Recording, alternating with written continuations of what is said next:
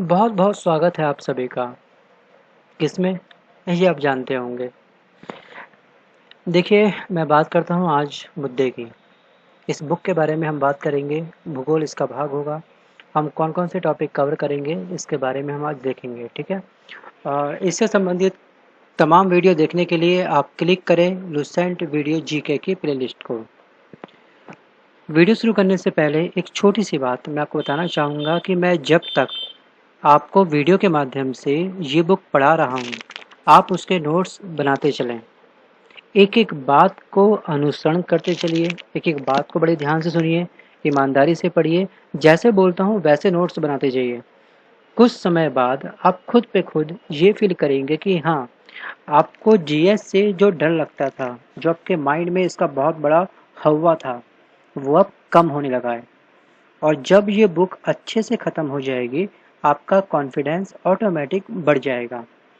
आप मुझे खुद कमेंट बॉक्स में लिखकर भेजेंगे, वाह! मज़ा आ गया, मेरा सिलेक्शन यहाँ हो गया। उस दिन मुझे बहुत बड़ी खुशी मिलेगी। तो इस प्रयास के साथ में आप जुड़े रहिए। जितना प्रयास मैं कर रहा हूँ, उतना प्रयास आप भी करिए। पढ़ते समय 100% विचार केवल पढ़ाई का ही आना चाहिए, ना कि फेसबुक का, व्हाट्सएप का। बहुत से युवाओं के विचार यहाँ-वहाँ भटकते रहते हैं, जैसे नीली वाली तेरी, पीली वाली मेरी। तो इस तरह के जो स्टूडेंट होते हैं, तो उनका माइंड एक तरफ स्टेबल नहीं हो पाता स्टडी में, और उनकी तैयारी में उनको बहुत लंबा समय लग जाता है। कुछ लोगों की जॉइनिंग हो जाती है, कुछ लोगों की जॉइनिंग नहीं होती है। समय काफ़ी कम है, संभल जाओ। क्योंकि जितने साल बाद आपके सिलेक्शन होगा, उतना-उतना कट ऑफ बढ़ता जाएगा, कॉम्पिटिशन्स का लेवल इंक्रीज़ होता जाएगा। समय को पहचानो, समय को जानो और समय का सदुपयोग करो। ये थी छोटी-सी बात। अब मैं बढ़ता हूँ फ़िलहाल आज के इस वीडियो में। सबसे पहले हम बात करेंगे विश्व के प्रमुख पर्वत शिखर के बारे में, ठीक है?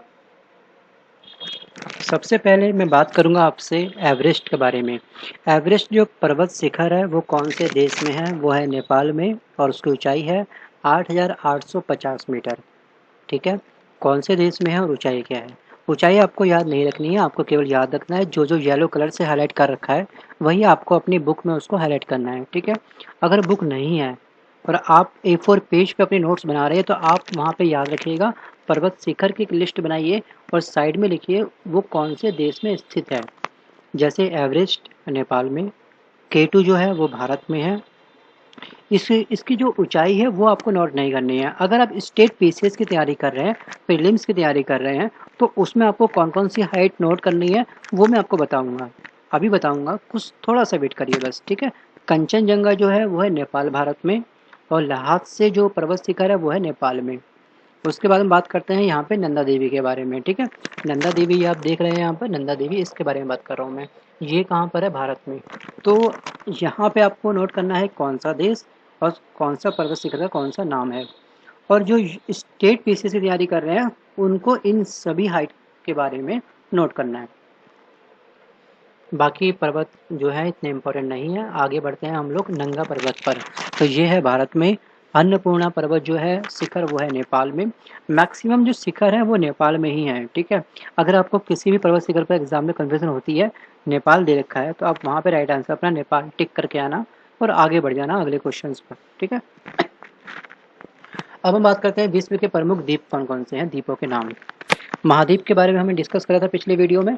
अब हम बात कर रहे हैं फिलहाल द्वीप के बारे में। तो ग्रीनलैंड जो द्वीप है, ये है आपका आर्कटिक महासागर में। उसके बाद में मेडागास्कर हिंद महासागर में, सुमात्रा है हिंद महासागर में, और होन्शु है जो कहाँ पड़ता है? जापान में। और इसकी अवस्थिति क्या है? इसकी अवस्थिति है उत्तरी पश्चिमी प्रशांत महासागर। उसके बाद हम बात करते हैं जावा द्वीप। जावा द्वीप है हिंद महासागर में, क्यूबा है कैरिबियन सागर में, श्रीलंका है हिंद महासागर में। जो चीज़ें मैं स्किप कर रहा हूँ वो इम्पोर्टेंट नहीं है। अगर आपको पढ़ना है तो वीडियो को पॉज करके पढ़ लीजिए। अगर आपको सभी नोट करना है तो एक एक लाइन आप डिट्टो अपने A4 पेज पे नोट कर सकते हैं। बट मेरा मानना ये है कि बुक में और नोट्स में कुछ फ़र्क होना चाहिए। अगर आपको हर एक लाइन काफ़ी अच्छी लगती है, हर एक लाइन को आप नोट कर रहे हैं, तो इससे बढ़िया डायरेक्ट बुक को परचेज़ कर लीजिए, वही आपके नोट्स बन जाएंगे, ठीक है? तो बेस्ट यही है कि फ़िलहाल बुक को परचेज़ करिए मार्केट से और हाईलाइट करना शुरू कर दो। अगर मार्केट पास में नहीं है तो डिस्क्रिप्शन पे मैं इस बुक का लिंक आपको दे दूंगा, आप वहाँ से परचेस कर लीजिए। जहाँ से लगता है सही वहाँ से करिए, बट पढ़िए। तिब्बत का पठार यह हिमालय के उत्तर और क्यूनलुन पर्वत के दक्षिण में 4000 से 5000 मीटर तक की ऊंचाई पर अवस्थित है। फिर हम बात करते हैं बोलीविया का पठार कहाँ पर है। यह बोलीविया के एंडीज पर्वतमाला क्षेत्र में विस्तृत रूप से फैला हुआ है। अलास्का के पठार के बारे में बात करते हैं कि इसका निर्माण यूकन और उसकी सहायक नदियों द्वारा हुआ है। दक्कन का पठार, यह पठार दक्षिणी भारत में अवस्थित है। बस आपको यह याद रखना है दक्कन का पठार कहाँ पर है, दक्षिणी भारत में स्थित है। उसके बाद में मेडागास्कर का पठार, मेडागास्कर द्वीप अफ्रीका के दक्षिण पूर्व हिंद महासागर में स्थित है। इस द्वीप के मध्यवर्तीय भाग जो है पठारी है, जिसे मेडागास्कर या मालागासी का पठार कहते हैं। उसके बाद हम बात करते हैं विश्व के प्रमुख रेगिस्तान। पहला जो रेगिस्तान है वो है सहारा। इसका क्षेत्रफल कितना है, 84 लाख वर्ग किलोमीटर। और विस्तार क्षेत्र आपको ज़्यादा नहीं जानना है, लेकिन स्टेट पीसीएस के जो भी एस्पिरेंट है उसको ये सभी याद करने पड़ेंगे, ठीक है। इसमें से भी इम्पोर्टेंट आप याद करना चाहें तो आप ये याद कर सकते हैं माली, नाइजर, सूडान, और फिर आप याद कर सकते हैं चाड, ठीक है। ये याद कर लीजिएगा आप लोग। उसके बाद में बात करता हूँ गोबी जो मरुस्थल है वो है मंगोलिया और चीन के बीच में इसका विस्तार है। और थार जो है वो उत्तरी पश्चिमी भारत और पाकिस्तान के बीच में है। कौन सा मरुस्थल, थार मरुस्थल। फिर हम बात करते हैं अटाकामा के बारे में। अटाकामा का जो क्षेत्रफल है वो है इतना, और इसका विस्तार क्षेत्र है उत्तरी चिली। विश्व के प्रमुख देशों की राजधानी और मुद्रा का नाम। पहले हम बात करते हैं एशिया में कौन कौन से देश आते हैं उसके बारे में। भारत की राजधानी क्या है, नई दिल्ली। मुद्रा है इसका रुपया। बांग्लादेश राजधानी ढाका और मुद्रा टका। भूटान राजधानी थिम्पू और रुपया न्यू ट्रम। नेपाल राजधानी काठमांडू, मुद्रा रुपया। पाकिस्तान इस्लामाबाद, रुपया। अफगानिस्तान काबुल, अफगानी। चीन राजधानी बीजिंग, मुद्रा चीन की युआन। ईरान राजधानी तेहरान, मुद्रा रियाल। Most important. इराक राजधानी बगदाद, मुद्रा दिनार। इंडोनेशिया राजधानी जकार्ता, मुद्रा रुपया। फिर हम बात करते हैं जॉर्डन के बारे में। जॉर्डन की राजधानी है अम्मान और मुद्रा है दिनार। Japan Tokyo, Japan love in Tokyo, सुना है गाना आपने वाला, तो बस वही है और क्या। उसकी मुद्रा का नाम क्या है, येन। ओमान मस्कट, मुद्रा रियाल। सऊदी अरब राजधानी रियाद, मुद्रा रियाल। यमन राजधानी साना, मुद्रा रियाल। उसके बाद में नाइजर राजधानी नियामी, मुद्रा फ्रैंक। दक्षिण अफ्रीका राजधानी प्रिटोरिया, मुद्रा रैंड। युगांडा राजधानी कंपाला, मुद्रा सिलिंग। कांगो किशानसा जैरे यहाँ की राजधानी। घाना अकरा कैंडी। गिनी कोनैक्रे राजधानी और मुद्रा फ्रैंक। बस ये आपको हाईलाइट करना है जितना मैंने आपको बताया सब। ये आपको टिप्स पे याद होने चाहिए, ठीक है। किसी भी एग्जाम में जाने से पहले आपको ये सभी याद रखने हैं। उसके बाद हम बात करते हैं यहाँ पर थोड़ा सा और आगे बढ़ते हैं। वेनेजुएला राजधानी काराकस, बोलीवर। पेरू लीमा, न्यूसोल, मुद्रा। उरुग्वे मोंटेवीडियो, मुद्रा पीसो। देखिए वर्तमान में इन देशों ने यूरो की मुद्रा के रूप में अपनाया। यूरो को मुद्रा के रूप में किस किसने अपनाया, जिन में स्टार लगा हुआ है, ठीक है। बट आपसे इतना ये क्वेश्चन नहीं पूछेगा। आगे हम बात करते हैं विश्व के भू आवेष्टित देश कौन कौन से हैं। तो भू आवेष्टित देश वे देश होते हैं जिसमें समुद्री तट रेखा नहीं पाई जाती, ठीक है, जिसमें किसी भी तरीके से कोई भी कोना समुद्र को टच नहीं करता है, तो उसको बोलते हैं क्या, भू आवेष्टित देश। टोटल देश कितने हैं इसमें, वर्ल्ड में 44 देश ऐसे हैं जो भू आविष्टित देश हैं। 44 याद रखिएगा ये नंबर कई बार एग्जाम में पूछ लेता है, ठीक है। विश्व में टोटल भू आविष्टित देशों की संख्या कितनी है, तो आपको याद रखना है 44। उसके बाद हम बात करते हैं सबसे बड़ा भू आविष्टित देश कौन सा है, वो है आपका कजाकिस्तान। कौन सा? कजाकिस्तान। अब हम बात करते हैं विश्व प्रसिद्ध स्थल कौन कौन से हैं। इसमें हम बात करते हैं सबसे पहले स्टैचू ऑफ न्यूयॉर्क के बारे में। ये कम इम्पोर्टेंट है लेकिन फिर भी चलिए डिस्कस कर लेते हैं। कहाँ पर है? यूएसए में। इसे 1867 में प्रसिद्ध मूर्तिकार फ्रेडरिक ऑगस्ट बर्थोल्डी ने डिज़ाइन किया था। इस मूर्ति का टाइटल है liberty and lighting the world. इस प्रतिमा के ताज में 7 नुकीली आकृतियां बनी हुई हैं जो सातों महाद्वीप को प्रतीक करती हैं। 7 महाद्वीप 7 मोती। उसके बाद बात करते हैं पेंटागन यूएसए। यह यूएसए का क्या है? रक्षा मंत्रालय है। पेंटागन क्या है और कहाँ पर है? यह है यूएसए का रक्षा मंत्रालय।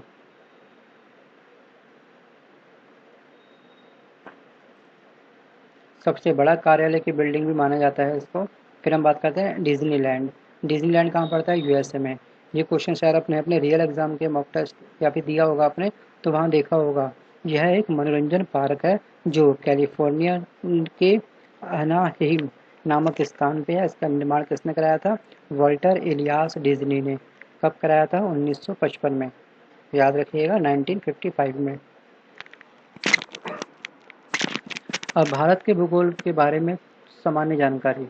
भारत का क्षेत्रफल कितना है? आपसे पूछी जाए अगर कि भारत का क्षेत्रफल कितना है, तो शायद काफ़ी सारे बच्चे कंफ्यूज हो जाएंगे। तो ये जो क्षेत्रफल है 32,87,000 मतलब 32,87,263 वर्ग किलोमीटर क्षेत्रफल की दृष्टि से भारत का 7वां स्थान है। और जनसंख्या की दृष्टि से देखा जाए तो दूसरा स्थान है।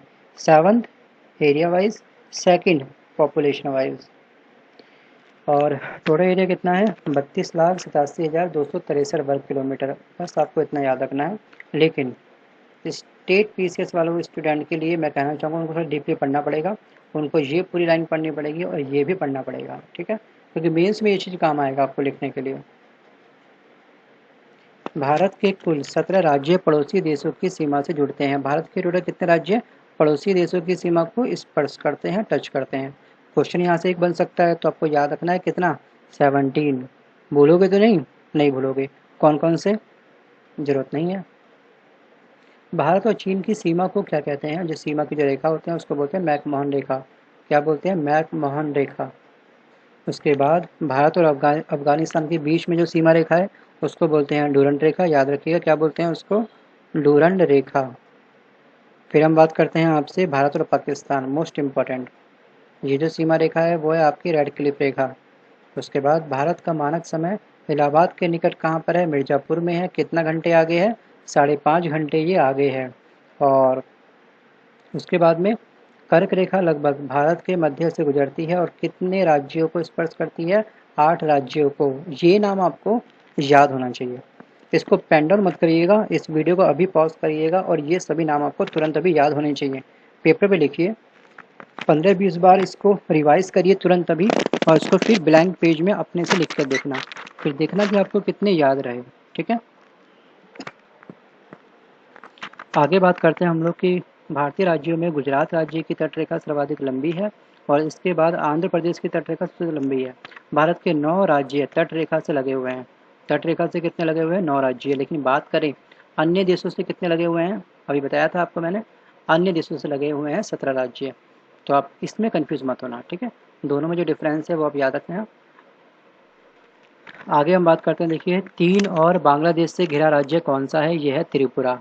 अब मैं बात करता हूँ आपसे दर्रों के बारे में, ठीक है। दर्रों के बारे में थोड़ा डिस्कस करते हैं कि काराकोरम दर्रा किस किस के मध्य में है? जम्मू कश्मीर में है। सिपकेला दर्रा हिमाचल प्रदेश में है। नाथुला दर्रा सिक्किम में है। बाकी दर्रे इंपॉर्टेंट इतने नहीं हैं, ठीक है। चलिए, और थीफू दर्रा भी देख लीजिएगा, ये कहाँ पड़ता है? ये पड़ता है एपी में। आगे हम बात करते हैं भारत में रामेश्वरम के निकट धनुषकोडी और श्रीलंका में टलिया मनार के बीच समुद्र में डूबी प्रवाल द्वीप की एक रेखा है जिसे क्या कहते हैं? आदम का पुल। अब हम बात करते हैं भारत का भौतिक स्वरूप, ठीक है। भारत का भौतिक स्वरूप क्या है? देश के कुल क्षेत्रफल के 10.7% भाग पर उच्च पर्वत श्रेणियां हैं जिनकी ऊंचाई समुद्र तल से कितनी है? 2135 2135 मीटर है या उससे अधिक भी हो सकती है। लेकिन 205 मीटर से 2135 मीटर की ऊंचाई वाली पहाड़ियाँ कितनी हैं? 18% भूभाग पर फैली हुई हैं। 43% भूभाग पर क्या है? विस्तृत मैदान का विस्तार है। फिर हम बात करते हैं भौतिक रचना तथा धरातल के स्वरूप के अनुसार भारत को 5 भागों में बांटा गया है, जैसे उत्तर पर्वतीय विशाल मैदान, प्रायद्वीपीय पठार, मरुस्थलीय प्रदेश या फिर समुद्र तटीय मैदान। एग्जाम में क्वेश्चन ये पूछा जाता है कि भारत को कितने भागों में डिवाइड करा गया है भौतिक रचना के आधार पर। तो इसका राइट आंसर क्या है? 5 भागों में। आगे हम बात करते हैं, देखिए भूवैज्ञानिक के मतानुसार जहाँ आज हिमालय खड़ा हुआ है वहाँ पे एक्चुअली था क्या पहले? वहाँ पे था एक समुद्र, उसका नाम क्या था? उसका नाम था टेथिस। हिमालय की उत्पत्ति कैसे हुई है? हिमालय की उत्पत्ति हुई है आधुनिक सिद्धांत पर, इसको बोलते हैं प्लेट विवर्तनिकी, प्लेट टेक्टोनिक्स।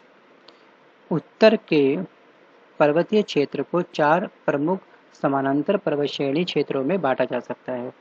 पहला है आपका ट्रांस हिमालय क्षेत्र, इसके अंतर्गत कराकोरम, लद्दाख, जास्कर आदि पर्वत श्रेणियाँ जो है आती हैं। और K2 या जिसको बोलते हैं गॉडविन ऑस्टीज, कराकोरम की सर्वोच्च चोटी है जो भारत की सबसे ऊंची चोटी भी है।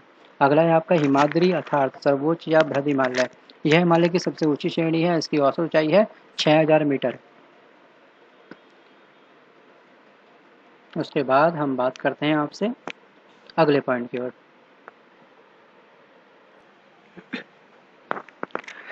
नोट, एक छोटा सा नोट है आपको सामने जो दिखाई दे रहा है कि बृहद हिमालय जो था लघु हिमालय से मेन सेंट्रल थ्रस्ट के द्वारा अलग हुआ है। पहले बृहद हिमालय और लघु हिमालय पहले एक थे, दोनों ये अलग हुए किस थ्रस्ट के कारण? उसका नाम था मेन सेंट्रल थ्रस्ट। आगे हम बात करते हैं, देखिए थर्ड पॉइंट के कि हिमालय श्रेणी जिसको हम बोलते हैं लघु या मध्य हिमालय, इस श्रेणी में पीर पंजाल, धौलाधर मतलब कि धौलाधर, मसूरी, नागटिबा एवं महाभारत श्रेणियां आती हैं। याद रखिए कौन सी कैटेगरी आती है इसमें? पीर पंजाल, धौलाधर, मसूरी, नागटिबा एवं महाभारत। तो एग्जाम में ना आपसे ये पूछता है कि पीर पंजाल जो श्रेणी है किस प्रकार की हिमालय की श्रेणी में आती है। तो आपको 4 ऑप्शन देगा, आपको याद रखना है हिमालय श्रेणी में और लघु या मध्य हिमालय की कैटेगरी में। उसके बाद हम बात करते हैं आपसे शिवालिक अर्थात इसको बोलते हैं निम्न पर्वत या बाह्य हिमालय। तो यहाँ पर हम लोग बाह्य हिमालय से पढ़ेंगे कि यह हिमालय का क्या नवीनतम भाग है और देहरादून, हरिद्वार, सीवा लग के निचले भाग को तराई कहते हैं। तराई किसको बोलते हैं हम? देहरादून और हरिद्वार का जो निचला हिस्सा होता है उसको हम बोलते हैं तराई। अरावली की पहाड़ियाँ राजस्थान राज्य में है, यह सबसे पुरानी चट्टानों से बनी हुई है। इस पहाड़ी की सबसे ऊंची चोटी कौन सी है? माउंट आबू पर स्थित है। कौन सी? गुर शिखर। मालवा का पठार मध्य प्रदेश एवं छत्तीसगढ़ राज्यों में है, यह ज्वालामुखीय चट्टानों का बना होता है। इसे चंबल और बेतवा नदी निकलती है। इससे कौन सी नदी निकलती है? तो ये निकलती है चंबल और बेतवा। मैकाल पठार छत्तीसगढ़ में स्थित है।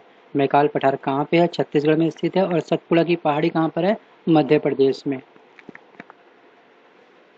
केवल इतना ही आपको हाईलाइट करना है, ठीक है। हाँ, पश्चिमी घाट के दर्रे कौन कौन से हैं? थाल घाट, भोर घाट, पाल घाट, सिनकोट, ये सभी आपको पढ़ने हैं। और थोड़ा सा हम पढ़ते हैं एशियाई सिंह के लिए विख्यात एक्चुअली है क्या? पश्चिमी घाट से उत्तर प्रदेश में गुजरात के सौराष्ट्र प्रदेश में गिर की पहाड़ियाँ मिलती है जो किस चीज़ के लिए फेमस है? एशियाई सिंह के लिए। याद रखिएगा किसके लिए? एशियाई सिंह के लिए। नीलगिरी की पहाड़ी कहाँ पर है? तमिलनाडु में है, जो एक किस प्रकार का पर्वत है? ये एक ब्लॉक पर्वत है। तमिलनाडु राज्य में नीलगिरी के दक्षिण भाग में पालघाट है। और दक्षिणी भारत की सबसे ऊंची चोटी कौन सी है? उसका नाम क्या है? उसका नाम है अन्यमुदी। आंध्र प्रदेश और उड़ीसा के तटीय भाग में महेंद्रगिरी की पहाड़ियाँ स्थित हैं। और भारत के पूर्वी समुद्री तट को निम्न भागों में बांटा गया है। कितने भागों में? पहला भाग है कन्याकुमारी से कृष्णा डेल्टा तक का तट को हम बोलते हैं कोरोमंडल तट। फिर है हमारा गोलकुंडा तट, यह है आपका कृष्ण डेल्टा से गोदावरी डेल्टा के तट को हम बोलते हैं क्या बोलते हैं? गोलकुंडा तट। फिर है आपका उत्तरी सरकार तट। तो इसमें सबसे इम्पोर्टेंट है कोरोमंडल तट, ठीक है, याद रखिएगा कोरोमंडल तट। भारत के पूर्वी तट पर स्थित प्रमुख बंदरगाह कौन कौन से हैं? पारादीप बंदरगाह कहाँ पे स्थित है? उड़ीसा में। याद रखिएगा, एग्जाम में पूछ लेता है कि पारादीप बंदरगाह कहाँ पे स्थित है? उड़ीसा में। कोलकाता पश्चिम बंगाल में। Visakhapatnam, Visakhapatnam is the most important question for your all exam, ठीक है, याद रखिएगा आपके सभी एग्जाम के लिए ये काफ़ी इंपॉर्टेंट है, विशाखापट्टनम और तूतीकोरिन। उसके बाद हम बात करते हैं विशाखापट्टनम बंदरगाह कहाँ पे है? डॉल्फिन नोज पहाड़ी के पीछे एक सुरक्षित स्थान है। लैगून क्या होते हैं? लैगून के बारे में हमने पढ़ा होगा, तो ठीक है, नहीं पढ़ा तो अब हम पढ़ लेते हैं। समुद्री क्षेत्र में तटीय क्षेत्र का पानी स्थल भाग में घुस जाता है और धीरे धीरे बालू का अवरोध खड़ा देने पर स्थलीय क्षेत्र का जलीय भाग समुद्र से अलग हो जाता है। इसी जलीय आकृति को क्या बोलते हैं? लैगून बोलते हैं। वीडियो को पॉज कर लीजिए, यहीं पे खुद भी पढ़िए एक बार, आपको सारा कंसेप्ट क्लियर हो जाएगा। आगे हम बात करते हैं भारत के पश्चिमी तट को निम्न भागों में बांटा गया है। गुजरात से गोवा तक का तटीय मैदान क्या कहलाता है? कोंकण। कोंकण, कोरोमंडल और मालाबार तट, ये तीनों आप लिख लीजिए, कोरोमंडल, कोंकण और मालाबार तट। इस तीनों को आपने अच्छे से याद करना है, इसकी स्थिति क्या है, ठीक है। सेकंड नंबर में हम बढ़ते हैं आगे, गोवा से कर्नाटक के मंगलूर तक के तटीय क्षेत्र केंद्रा तट है तथा मंगलुरु से कन्याकुमारी का तटीय क्षेत्र है मालाबार तट। मालाबार तट कहाँ से कहाँ तक फैला हुआ है? मंगलूर से कन्याकुमारी तक। आगे हम बात करते हैं भारत के पश्चिमी तट पर स्थित प्रमुख बंदरगाह कौन कौन से हैं? पहला है कांडला। कांडला कहाँ पे? गुजरात में। मुंबई महाराष्ट्र में। मार्मा गोवा में। मंगलुरु कर्नाटक में। कोची और नावा सेवा, ठीक है। तो आगे हम बढ़ते हैं, थोड़ा सा और आगे बढ़ते हैं इसमें। अब हम बढ़ते हैं डिग्री चैनल। जल अंतराल 8 डिग्री चैनल किस किस के मध्य स्थित है? तो यह है मालदीव एवं मिनीकॉय के मध्य। 9 डिग्री लक्षद्वीप वे मिनीकॉय के मध्य। 10 डिग्री छोटा अंडमान वे कार निकोबार के मध्य। फिर हम बात करते हैं पाक स्ट्रेट। तमिलनाडु व श्रीलंका के मध्य। पाक खाड़ी तमिलनाडु व श्रीलंका के मध्य। मन्नार की खाड़ी दक्षिणी पूर्व तमिलनाडु व श्रीलंका के मध्य। तो 8, 9, 10 और पाक स्ट्रेट, पाक खाड़ी, मन्नार खाड़ी, ये काफ़ी इंपॉर्टेंट है। शायद आपने क्वेश्चन देखे भी होंगे, ऐसी बात नहीं कि आपने नहीं देखे होंगे। अगर आपको तैयारी करते हुए काफ़ी टाइम हो चुका है ना, तो अगर आपने कोई भी एक मॉक टेस्ट भी दिया होगा ना, तो वहाँ पे इस तरह के क्वेश्चन आपको मिल गए होंगे। तो ये सभी आपको अच्छे से याद करने हैं। ये बुक रियल में आपकी सबसे बड़ी हेल्प करने वाली है। ये वीडियो आपकी बहुत बड़ी हेल्प करेगा। ये वीडियो तभी हेल्प करेगा जब आपके हाथ में बुक होगी। बुक नहीं है तो इस वीडियो का आपको ज़्यादा शायद बेनिफिट ना मिल पाए। अगला जो पॉइंट है वो है केंद्र शासित प्रदेश का सबसे बड़ा पतन है पोर्ट ब्लेयर, कहाँ पर है? दक्षिणी अंडमान में। और नेल्लोर के निकट श्रीहरिकोटा प्रवाल निर्माण भित्ति पुलिकट झील इसी द्वीप पर द्वारा समुद्र से विलग है। फिर हम बात करते हैं पबन द्वीप मन्नार की खाड़ी में अवस्थित है। भारत में बैरन तथा नारकोंडा नामक 2 प्रसिद्ध ज्वालामुखी द्वीप हैं। बैरन द्वीप जो पड़ता है अंडमान तथा निकोबार द्वीप समूह में है, ये एक सक्रिय ज्वालामुखी है। सक्रिय मतलब एक्टिव। जबकि नारकोंडम 2 सुषुप्त मतलब इनएक्टिव ज्वालामुखी में से एक है। देखिए, आज के इस वीडियो में बस केवल इतना ही। देखिए, आगे मैं विचार था बढ़ाने का, लेकिन आगे मैं नहीं बढ़ाऊंगा क्योंकि वीडियो की लेंथ बहुत बढ़ जाती है और वो अगला टॉपिक शायद एक ही वीडियो में कवर ना हो पाए। दोस्तों, अगर ये वीडियो आपको पसंद आया हो तो प्लीज़ इसको लाइक करिएगा और इस चैनल पर आपको और भी बहुत कुछ मिलेगा, ढेर सारी किताबों के कंप्लीट वीडियो। इस पर अभी वर्क चल रहा है, ये मैक्सिमम कवर हो चुकी है, ये भी पूरी कवर हो चुकी है बुक। आप एसएससी के स्टूडेंट हैं तो सबसे पहले आप फिनिश करिएगा इस बुक को। अगर आपको बेस स्ट्रॉन्ग करना है इसको फिनिश करिएगा, उसके बाद में आप चाहें तो इसको देख सकते हैं, इस वीडियो को देख लीजिए, दोनों ही बेस्ट हैं। तो सबसे पहले आपको इस बुक पे फोकस करना है, ठीक है।